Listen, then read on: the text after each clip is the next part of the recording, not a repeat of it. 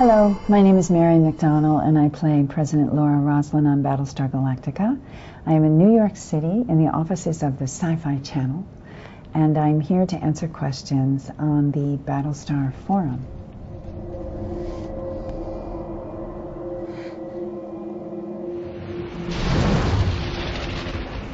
Okay, Ariadne to the rescue. Throughout season 1 and 2, we see Roslin becoming progressively more calculating and cold. Is she losing her compassion as the journey wears on? Do you know who I am? Yes. I apologize for what you've been through. Take his restraints off. I'd have to argue with you. I don't think she's becoming cold and calculating. I think that she's becoming more practical and less emotionally involved in her decision-making. We have to trust each other. Trust me. And that in the culture, particularly on a woman, is labeled cold, calculating, manipulative. All those negative traits get tagged onto a woman who is not responding in an emotional vein.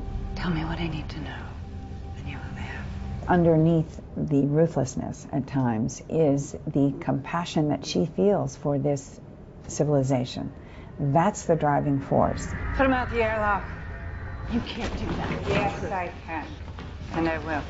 If that means that her actions have to become tougher and cleaner and less tasteful to the emotional element,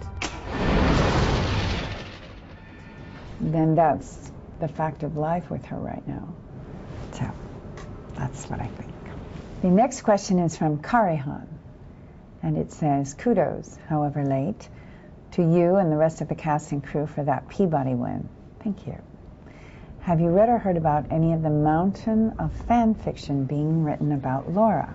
I haven't read any of the mountain of fiction being written about Laura because I think that for now that's none of my business. I think someday, way, many years down the road when I'm not playing Laura anymore, because the show, of course, is going to go forever, it would be interesting to read. But at the moment, I'm trying to stay away from a lot of what's being written and said about the show because I find that it complicates the acting mechanism. Somebody change that. Hello. Madam President, I've dealt with this model before. I'll send a team over to destroy it immediately.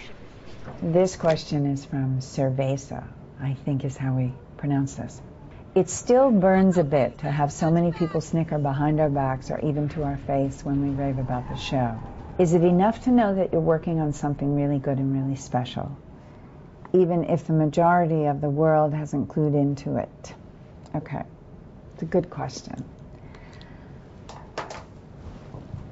In the 25, 30 years that I've been in this profession, I'd have to say that there have been 3 or 4 extremely important projects.